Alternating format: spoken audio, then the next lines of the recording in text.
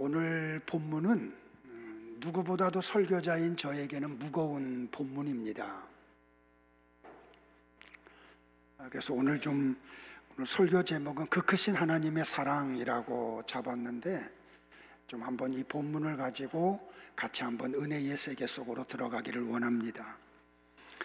설교에 대한 중요성은 아무리 강조해도 지나침이 없죠. 그래서 어떻게 보면 설교자는 설교에다가 생명을 걸어요. 왜냐하면 하나님은 설교를 통해서 한 영혼을 구원하시기도 하시고 잠자던 영혼을 깨우기도 하시기 때문에 그래요. 눈으로 보는 영상이 지배하는 시대에 귀로 듣는 설교는 시대의 흐름에 역행하는 것 같이 보이기도 해요. 그럼에도 불구하고 설교의 가치는 여전히 유효합니다. 대부분의 사람들이 설교를 일방적인 선포라고 생각을 합니다. 물론 하나님의 말씀을 대언한다는 점에서 그렇게 생각을 할 수도 있습니다. 그러나 설교는 청중을 무시한 채 허공을 치는 것이 결코 아닙니다. 그런 의미에서 설교자와 청중은 상호 교통을 합니다. 설교자가 설교를 준비하기 위해서 기도하고 말씀을 묵상하고 준비해 가듯이 성도들 또한 기도하고 성경을 읽으시고 그리고 하나님의 은혜로 이 말씀을 들어야 합니다. 성도들 중에는 일주일에 한 번 교회에 와서 설교를 듣기만 하면 된다고 생각하는 사람들이 간혹 있습니다. 설교자는 한편의 설교를 위해 살아가는 사람이라고 정의를 내릴 수가 있습니다. 설교는 하나님께서 교회에 허락하신 은혜의 도구입니다. 조나단 에드워드 목사님은 이런 말씀을 하셨습니다. 하나님께서 교회에 설교의 수단을 허락하신 것은 그것이 가장 복음을 효과적으로 드러내는 방법이기 때문이다. 설교는 따뜻한 커피를 마시면서 나누는 대화가 아닙니다. 하나님께서 교회와 성도에게 말씀을 주시는 권위 있는 시간입니다. 현대교회는 짧은 교회를 선호합니다. 재미와 감동을 주는 설교를 설교자에게 요청을 합니다. 성경의 주제와 스토리는 묵직한데 현대의 성도들은 가볍고 즉흥적이고 실용적인 것을 추구합니다. 내 삶에 당장 필요한 것을 듣고 싶어 합니다. 그러나 설교는 하나님이 원하시는 말씀을 듣는 시간입니다. 설교는 마음을 고치고 심령을 살리고 영혼을 회복하는 능력이 있습니다. 설교는 하나님이 우리를 찾아오셔서 만나주시는 거룩한 현장이기도 합니다. 교회에서 선포되는 설교는 그 교회의 수준과 특색을 보여줍니다. 하나님과 복음, 십자가와 영생, 죄와 거듭남, 천국과 지옥에 대한 설교가 선포되는 교회와 사람이 원하는 설교를 하는 교회는 같을 수가 없습니다. 그런데 오늘 본문에 보면 새로운 형식의 설교가 등장하는 것을 발견하게 됩니다. 에스겔이 설교를 하는데 단순히 말로만 설교를 하는 게 아니고 그의 가정과 가정 속에서 일어나는 애환이 설교가 되었다는 것입니다. 에스겔서는 48장으로 구성이 되어 있습니다. 그리고 에스겔서는 크게 두 부분으로 단락을 나눌 수가 있습니다. 첫 번째는 1장부터 24장까지입니다. 그리고 여기에서는 예루살렘에 대한 심판의 메시지가 줄을 이루고 있습니다. 그리고 25장부터 48장까지에서는 예루살렘에 대한 회복의 내용이 줄을 이루고 있습니다. 그러므로 오늘 본문인 에스겔서 24장 15절로부터 27절은 전반부에서 에스겔이 한 설교의 마지막 설교입니다. 그 마지막 설교의 내용이 무엇인가요? 같이 한번 15절로부터 18절을 합독하시겠습니다. 같이 봅니다. 여호와의 말씀이 또 내게 임하여 이르시되, 인자야, 내가 네 눈에 기뻐하는 것을 한 번 쳐서 빼앗으리니 너는 슬퍼하거나 울거나 눈물을 흘리거나 하지 말며 죽은 자들을 위하여 슬퍼하지 말고 조용히 단식하며 수건으로 머리를 동이고 발에 신을 신고 입술을 가리지 말고 사람이 초상집에서 먹는 음식물을 먹지 말라 하신지라. 내가 아침에 백성에게 말하였더니 저녁에 내 아내가 죽었으므로 아침에 내가 받은 명령대로 행하매 라고 기록이 되어 있습니다. 어느 날 하나님이 에스겔 선지자를 찾아오셨습니다. 그리고 하나님은 에스겔에게 이렇게 말씀을 하십니다. 에스겔아, 네가 사랑하는 것을 내가 네게서 빼앗아 버릴 거라고. 그것은 에스겔이 사랑하는 자기의 아내를 하나님이 죽여서 데리고 가시겠다는 표현이었습니다.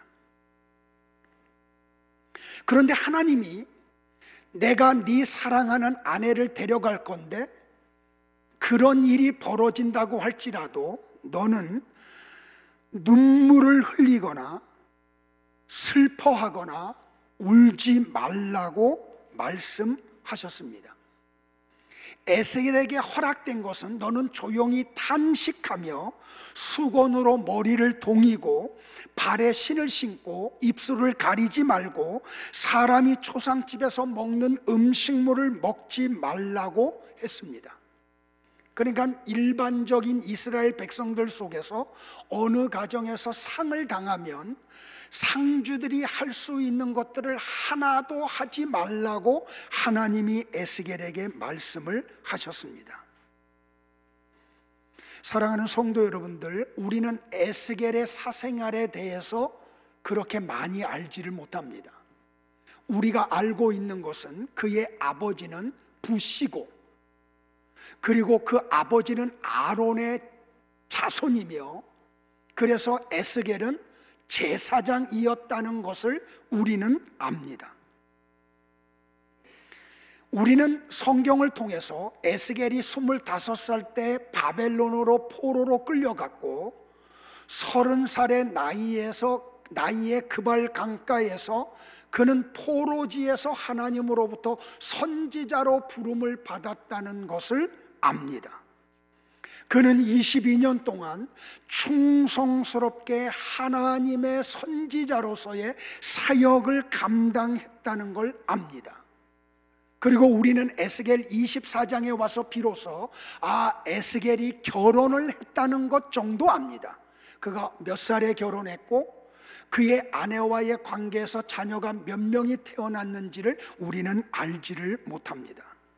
그런데 이 에스겔 24장을 통해서 우리가 하나 알 수 있는 것은 에스겔이 자기 아내를 너무너무 사랑했다는 것을 알 수가 있습니다.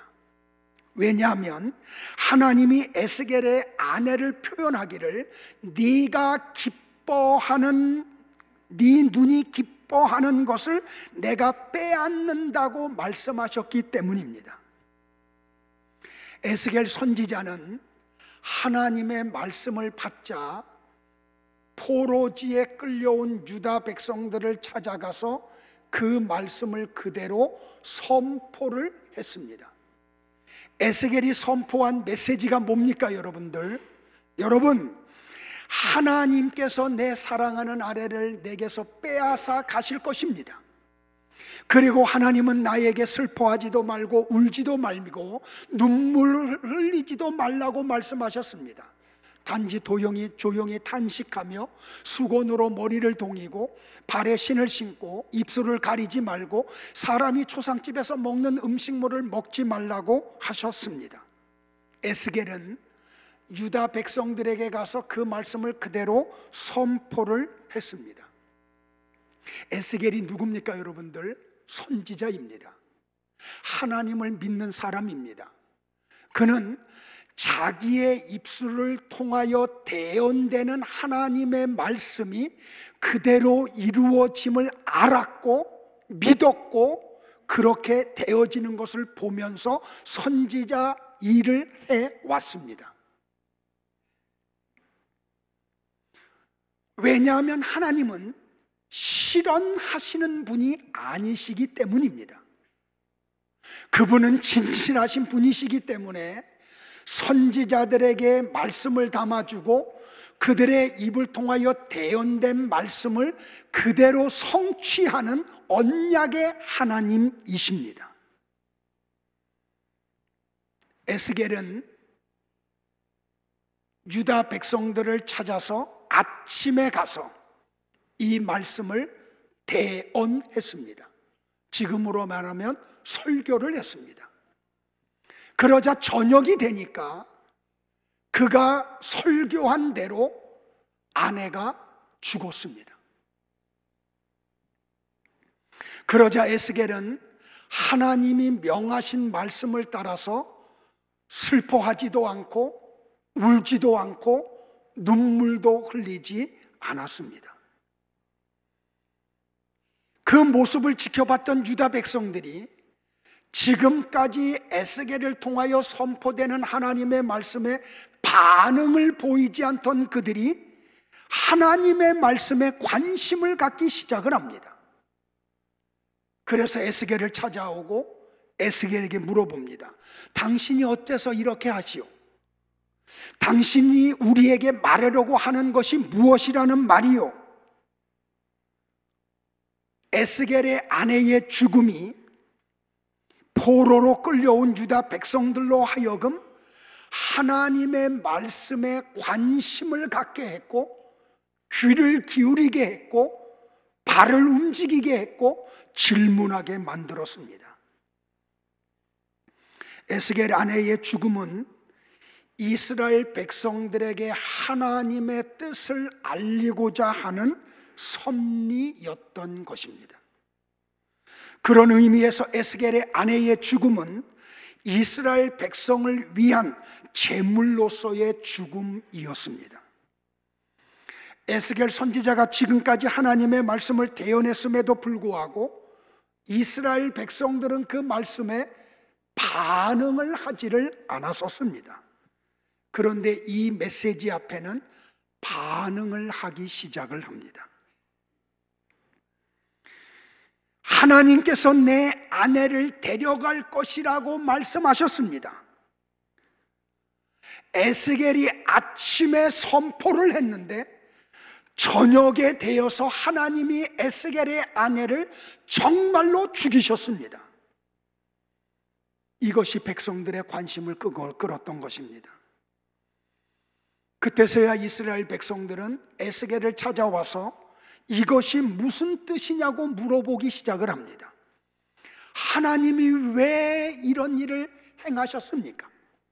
왜 하나님이 당신의 사랑하는 아내를 젊은 나이에 데리고 가셨습니까?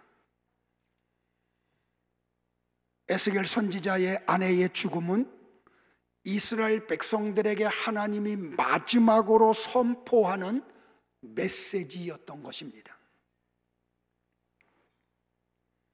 하나님의 말씀을 고집스럽게 듣지 않으려고 하는 사람들은 천사가 와서 설교를 해도 듣지 않습니다. 아니, 예수님이 오셔서 여기서 설교를 해도 듣지 않을 것입니다. 그러나 에스겔의 아내의 죽음을 통해 고집스러운 유다 백성들이 처음으로 설교를 듣기 시작을 합니다. 이 메시지가 선포되고 난 다음에 남쪽 유다는 바벨론 왕 느부갓네살에 의해서 멸망을 당하고 나라는 흔적조차 없어지고 70년 동안 포로 생활을 하게 됩니다. 왜 하나님이 이렇게 하셨느냐고 이 유다 백성들의 질문 앞에 에스겔이 그들에게 이렇게 대답을 합니다. 여호와께서는 이스라엘 백성에게 이렇게 전하라고 나에게 말씀하셨습니다. 내가 너희 힘의 자랑이요 너희 눈의 기쁨이요 너희 마음의 사랑의 대상인 내 성전을 더럽힐 것이니 예루살렘이 남아있는 너희 자녀들이 전쟁에서 죽임을 당할 것이다. 너희는 에스겔이 행한 대로 입술을 가리지 않고 초상집 음식을 먹지 않으며 두건으로 머리를 싸매고 신발을 신은 채 슬퍼하지도 않고 울지도 않을 것이다. 그러나 너희는 너희 죄 때문에 쇠잔할 것이며 서로 바라보고 탄식할 것이다. 이와 같이 에스겔이 너희에게 하나의 표징이 될 것이며 너희는 그가 행하는 대로 할 것이다. 이런 일이 일어나면 너희는 내가 주 여호와임을 알게 될 것이다. 여호와께서 나에게 말씀하셨다. 사람의 아들아, 내가 그들의 힘과 자랑과 믿음의 기쁨인 성전과 그들의 자녀를 없애는 그날에 도망쳐 나온 자가 너희에게 와서 그 소식을 전할 것이다. 그때에 네 입이 열려 그와 말하게 될 것이며 다시는 네가 침묵을 지키지 않을 것이다. 이처럼 너는 그들에게 표징이 될 것이며 그들은 내가 여호와임을 알게 될 것이다. 에스겔은 자기 아내가 죽는 것을 통하여 설교를 했습니다. 그리고 이것을 통해서 예루살렘의 멸망을 비참하게 묘사하고 있습니다. 이것은 예루살렘의 멸망이 이스라엘 백성들에게나 하나님께 극도의 슬픔을 가져다 주는 사건임을 상기시켜 주고 있습니다. 저는 이 본문을 처음 읽으면서 당황을 했습니다. 왜냐하면 설교자인 나에게 하나님이 찾아오셔서 에스겔과 같은 설교를 하라고 할 때 과연 내가 그 말씀을 대연할 수 있을까에 대한 의문 때문이었습니다. 설교자인 너희의 가정의 불행을 통해서 내가 은혜와 평강교회 성도들에게 하고자 하는 말을 선포할 때 너는 그 설교를 할 수 있니? 하나님이 마치 나에게 그렇게 물어보고 계신 것과 같았기 때문에 그렇습니다. 저는 심각하게 이 본문을 읽고 또 읽으면서 나는 과연 하나님이 내게 이런 요구를 하실 때 그 하나님 앞에 순종을 할 수 있을까? 그러면서 호세아 선지자가 떠올라 왔습니다. 음탕한 여자 고멜, 이스라엘 백성들에게 음탕한 여자로 몸을 함부로 굴리는 여자로 소문이 난 여자를 찾아가서 청혼을 하고 그 아내를 아내로 맞아들이고 자녀들을 낳고 그럼에도 불구하고 집을 뛰쳐나가서 노예시장에 팔려나간 아내를 사오라고 그리고 사랑하라고 하는 호세아에게 명령한 그 말씀을 나는 대언할 수 있을까? 그 삶을 통하여 말씀을 선포할 수 있을까? 예레미야 선지자와 같이 하나님의 말씀을 바르게 대언했을 때 다른 선지자들로부터 모함을 당하고 따돌림을 당하고 뺨을 두들겨 맞고 감옥에 갇히는 일을 만약에 하나님이 내게 요구하신다고 하면 나는 과연 그 메시지를 마지막까지 선포하며 그런 모욕을 겪고 그러한 감옥에 갇히는 일까지도 감당할 수 있을까? 그러면서 제게 들어오는 마음은 하나님의 일을 하는 이 선지자에게 이렇게까지 하시는 하나님이 지나치다고 생각을 했습니다.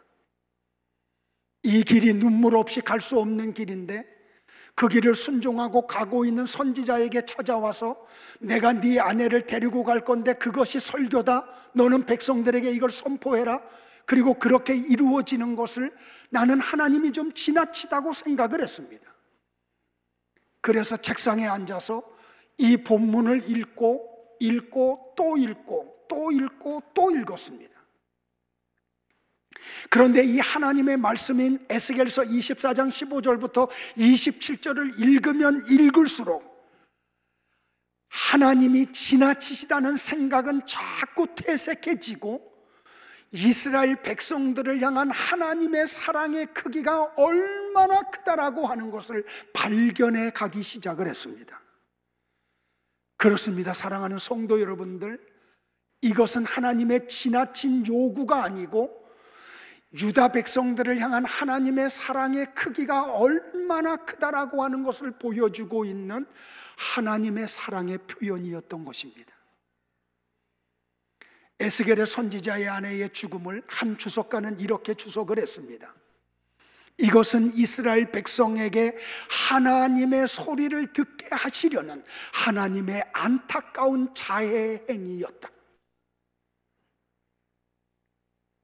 사랑하는 성도 여러분들, 오늘 여러분들은 여러분을 향한 하나님의 그 사랑의 너비와 길이, 높이와 깊이가 어떠함을 알고 계십니까? 그것을 느끼고 계십니까? 그 사랑 앞에 감사하며 감격하며 이렇게 내게서 모든 걸 다 빼앗아가도 내게 이 믿음을 주고 이 길을 걷게 하시는 하나님의 그 놀라운 사랑 앞에 감사하며 찬양하며 경배를 드리고 계십니까? 나와 여러분을 향한 하나님의 사랑이 언제부터 시작됐는지 압니까? 바울은 로마서 5장 6절, 7절, 8절, 9절, 10절에서 하나님의 우리를 향한 사랑의 출발이 여기서부터라고 가르쳐주고 있습니다. 같이 한번 고백을 할까요? 시작. 우리가 아직 연약할 때에 기약대로 그리스도께서 경건하지 않은 자를 위하여 죽으셨도다. 의인을 위하여 죽는 자가 쉽지 않고 선인을 위하여 용감히 죽는 자가 혹 있거니와 우리가 아직 죄인 되었을 때에 그리스도께서 우리를 위하여 죽으심으로 하나님께서 우리에 대한 자기의 사랑을 확증하셨느니라. 그러면 이제 우리가 그의 피로 말미암아 의롭다 하심을 받았으니 더욱 그로 말미암아 진노하심에서 구원을 받을 것이니 곧 우리가 원수 되었을 때에 그의 아들의 죽으심으로 말미암아 하나님과 화목하게 되었은즉 화목하게 된 자로서는 더욱 그의 살아나심으로 말미암아 구원을 받을 것이니라. 우리가 하나님을 알기 전, 우리가 하나님의 사랑이 무엇인지도 깨닫기 전 우리의 상태가 어땠다고 바울이 이야기합니까? 우리는 연약했고 경건하지 않았고 죄인들이었고 하나님 앞에 원수될 일들만 했던 사람들이라고 이야기를 합니다. 이런 사람이 하나님의 사랑을 받을 수 있을까요? 가슴에 손을 얹고 한번 생각해 보세요. 연약하고 경건한 것은 하나도 행하지 않고 생각하는 것은 다 죄악밖에 없고 나오는 것은 죄악밖에 없고 하나님과 원수되는 것들만 하는 사람이 하나님의 사랑을 받을 자격이 있을까요, 여러분들? 그런데 하나님이 나와 여러분이 그런 상태에 놓여 있었음에도 불구하고 나와 여러분을 사랑하셨습니다. 지금도 사랑하고 계십니다. 영원히 사랑을 하실 것입니다. 그 하나님의 사랑이 어떻게 나타났습니까? 6절과 8절과 10절을 보면 우리가 연약할 때에 그리스도께서 경건하지 않은 우리를 위하여 죽으셨도다. 8절에 우리가 아직 죄인 되었을 때에 그리스도께서 우리를 위하여 죽으심으로 10절에 우리가 원수 되었을 때에 그의 아들의 죽으심으로 말미암아 하나님과 화목하게 만들어 주셨다. 하나님의 우리를 향한 사랑에 무엇이 나타났어요, 여러분들? 예수 그리스도의 죽음을 통해서 나타났어요. 십자가는요, 나와 여러분을 향한 하나님의 사랑의 최고점이에요. 그래서 제가 여러분에게 자꾸 십자가로 가자는 이유가 뭐냐면 거기에 가야 하나님의 나를 향한 사랑을 발견할 수 있기 때문에, 그 사랑의 그 너비와 길이, 높이와 깊이가 어떠함을 십자가를 가야만 알 수 있기 때문에, 바울은 에베소서 3장 17절로 19절에서 이렇게 말을 했어요. 같이 한번 볼까요? 시작. 너희가 사랑 가운데서 뿌리가 박히고 터가 굳어져서 능히 모든 성도와 함께 지식에 넘치는 그리스도의 사랑을 알아. 그 사랑의 넓이와 길이와 높이와 깊이가 어떠함을 깨달아 하나님의 모든 충만하신 것으로 너희에게 충만하게 하시기를 구하노라. 여러분은 이걸 놓고 기도하고 계십니까? 지난주에도 기도 중에 얘기했지만 나는 여러분을 위해서 하루에도 수십 차례 이 기도 제목을 가지고 기도를 하고 있습니다. 하나님, 우리 성도들이 하나님 그 사랑의 뿌리를 받고 터가 굳어져서 우리를 향한 하나님의 사랑의 넓이와 길이, 높이와 깊이가 어떠함을 알게 해달라고.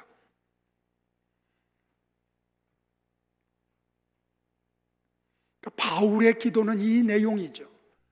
에베소 교회 성도들이여, 여러분을 향한 하나님 얼마나 엄청난 것인지를 알아야 합니다. 나는 여러분에게 그 지식이 일어나기를 위해서 기도를 드립니다. 여러분은 이 하나님의 사랑을 아십니까? 느끼고 있습니까? 그 사랑 속에서 하루하루 살아가고 계십니까? 사랑은요, 역동성이 있어요. 그리고 지속성이 있어요. 사랑은 그 자체의 창조력이 있어요. 하나님의 예정은 사랑에서 비롯되고 사랑에 의해서 진행되고 사랑에 의해서 완성이 돼요. 우리는 하나님의 사랑을 이야기하면서 언젠가 한 번 부어졌던 일회적 사랑으로 이야기하면 안 돼요. 하나님의 사랑은 그러지 않아요. 한 번 사랑하기 시작한 주님은 영원히 사랑을 해요. 우리가 어떤 모습을 갖춰도 하나님의 우리를 향한 사랑은 흔들리지 않아요. 어느 목사님이 가장 좋아하는 성경이 뭐냐고 질문을 받았을 때 그분이 이렇게 답변을 했대요. 로마서 5장 8절이라고. 그러면서 그분이 이렇게 설명을 했대요. 만약에 강도가 내 집에 들어와서 돈을 달라고 하면 나는 있는 돈 다 줘버릴 거다. 집문서를 내놓으라고 하면 집문서도 내줄 것이다. 그러나 내 사랑하는 아들의 손가락 하나라도 내놓으라고 하면 나는 결코 내놓을 수 없을 것이다. 그런데 하나님은 나 같은 것을 사랑하시겠다고 하나밖에 없는 아들의 생명까지도 다 주셨다고. 이게 나와 여러분을 향한 하나님의 사랑이십니다. 이거 아십니까, 여러분들? 이거 알고 믿음 생활 하십니까? 이거 알고 예배를 드리십니까? 이거를 알고 하나님 앞에 충성하십니까? 말씀을 정리할게요, 여러분들. 사도 바울이 고린도전서 13장에서 사랑이 뭔지를 설명을 해주셨어요. 근데 특별히 고린도전서 13장 4절부터 7절에서 사랑은 하면서 사랑을 이렇게 정의를 내려요.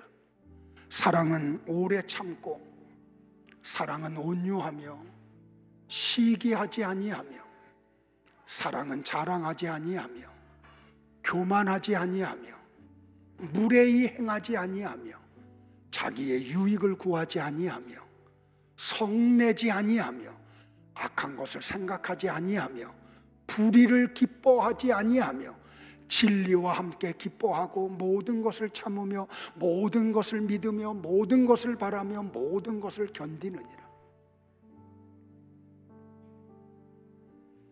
바울이 말한 사랑은 사람이 사람을 향한 사랑을 얘기하는 게 아니에요.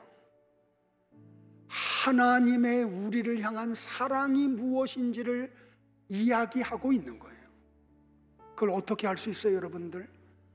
사랑이라는 단어를 빼버리고 거기에다가 예수님이라는 단어를 넣어보면 정확하게 사랑이 뭔지가 드러나요. 같이 한번 고백해 볼까요? 사랑이라는 단어에다 예수님이라는 단어를 넣어서 같이 한번 읽어보겠습니다. 같이 봅니다. 시작. 예수님은 오래 참고, 예수님은 온유하며, 예수님은 시기하지 아니하며, 예수님은 자랑하지 아니하며, 예수님은 교만하지 아니하며, 예수님은 무례히 행하지 아니하며, 예수님은 자기의 유익을 구하지 아니하며, 예수님은 성내지 아니하며, 예수님은 악한 것을 생각하지 아니하며, 예수님은 불의를 기뻐하지 아니하며, 예수님은 진리와 함께 기뻐하고, 예수님은 모든 것을 참으며, 예수님은 모든 것을 믿으며, 예수님은 모든 것을 바라며, 예수님은 모든 것을 견디느니라. 어떻습니까, 여러분들? 아멘이 돼요? 바울은 정확하게 우리를 향한 예수님의 사랑이 어떤 것인지를 설명하고 있는 거죠. 하나님이 우리에게 말씀하시는 모든 것은 사랑의 근거에서 하시는 말씀이에요. 신구약 성경 66권의 모든 말씀은 나를 너무너무 사랑해서 주시는 말씀이에요. 어떤 말씀은 듣기에 거북하고, 어떤 말씀은 지키기에 너무 힘들고, 어떤 말씀은 너무나 예리해서 나를 막 찌르고 쪼개고, 그럼에도 불구하고 신구약 성경 66권의 모든 말씀은 하나님이 나와 여러분을 너무너무 사랑해서 주시는 말씀임을 믿으십니까?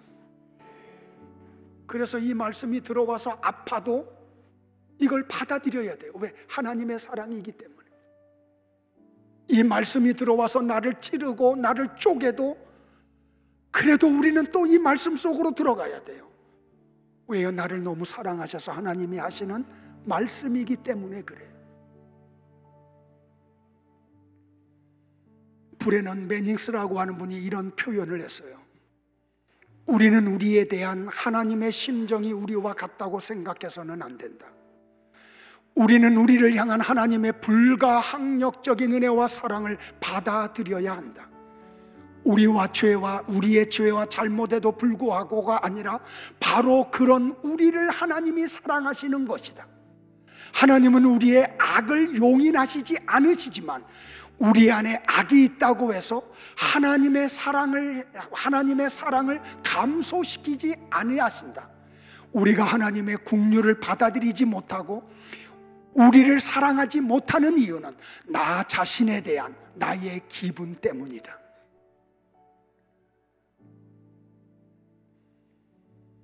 만약에 말입니다, 여러분들, 어떤 대상을 좋아하기 시작을 하면 그때부터 그 좋아하는 대상, 사랑하는 대상을 생각을 하죠. 하루 종일 생각을 해요. 그래서 내가 사랑하는 대상을 어떻게 하면 유익되게 할까? 어떻게 하면 그 대상을 행복하게 만들까?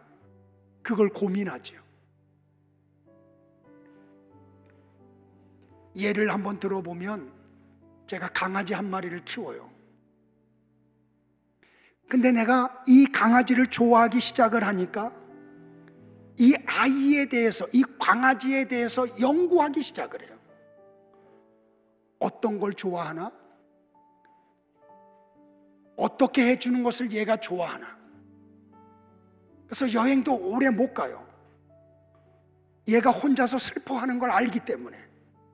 그래서 갔다가도 빨리 들어와요. 하루에 한 번 산책을 시키려고 노력을 해요. 그러면서 이 사랑하는 대상과 자꾸 그렇게 되면서 어떻게 돼요? 그 좋아하는 대상과 내가 하나가 돼가죠. 그러니까 그만큼 나의 존재가 확장돼 가는 거예요. 나의 존재가 어떤 대상 속에서 확장되어 가는 것을 사랑이라고 이야기를 해요. 하나님이 우리를 그렇게 사랑을 하세요. 그래서 사랑은 단순한 감정이 아니라 선택인 거예요. 많은 여자들 가운데 한 여자를 사랑하기로 내가 선택을 하는 거예요. 많은 남자들 가운데 한 남자를 내가 사랑하기로 선택을 하는 거예요. 선택을 하면 어떻게 돼요? 그 다음에 내 의지를 동원한 많은 노력이 따라가기 시작을 해요. 왜냐하면 사랑은 상대방의 성숙과 유익을 위해 선택과 노력이 수반되기 때문에 그래요. 사랑은 저절로 생기는 게 아니에요. 사랑은 선택이에요. 근데 하나님이 창세전에 나와 여러분을 사랑하기로 결정을 해버리셨어요.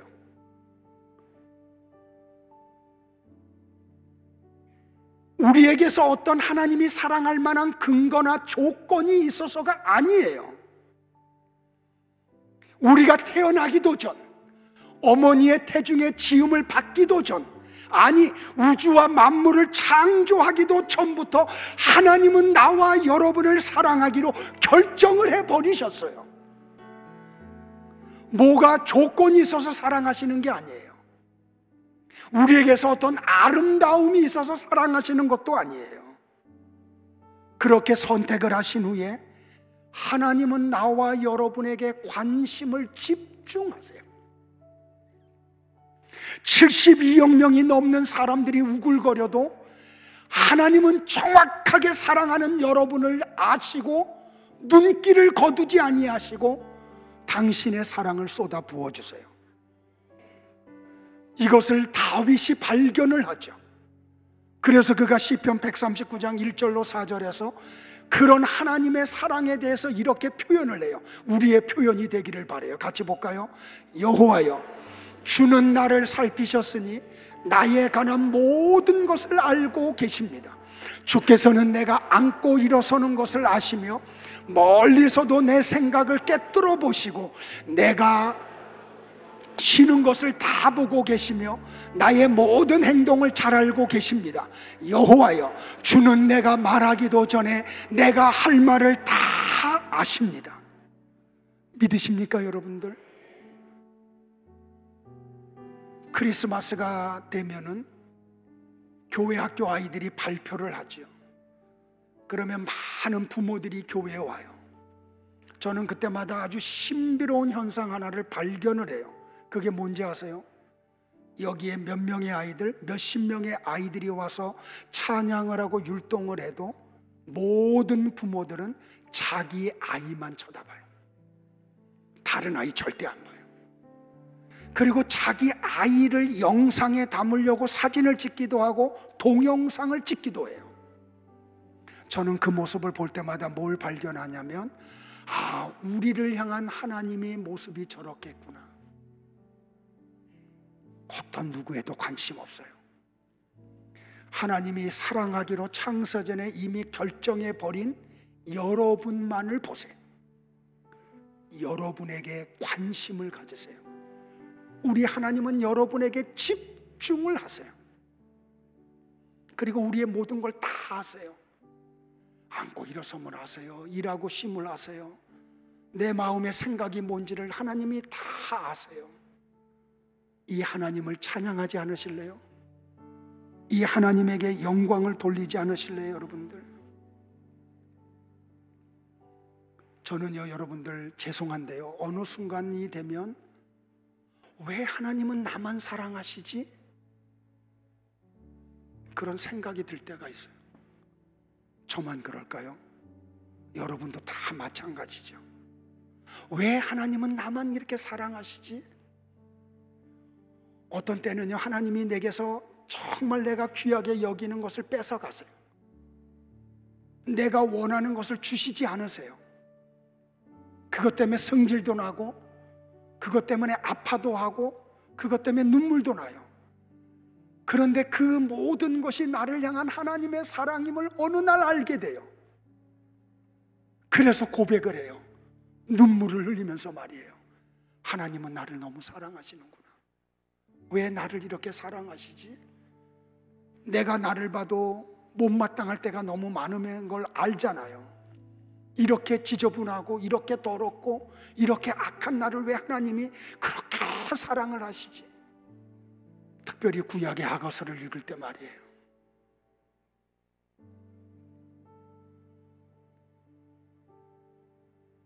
성도 여러분들 잊지 마세요. 여러분 한 분 한 분을 그렇게 사랑하세요. 뭐 조건이 있어서가 아니고 이미 그렇게 사랑하기로 결정해 놓으셨기 때문에 여러분을 사랑하세요. 근데 우리는 어때요, 여러분들? 나를 그렇게 사랑하시면서 모든 것을 주시고 역동적으로 지속적으로 사랑하는 하나님을 향해서 시간 조금 내려고 하면 그냥 막 인상 쓰죠. 돈 몇 푼 드리려고 하면 그냥 손이 떨려가지고 그냥 이러죠.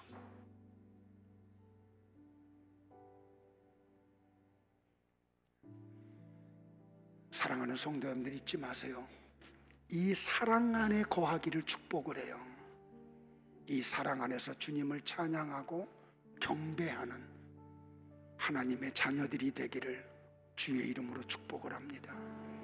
기도하겠습니다.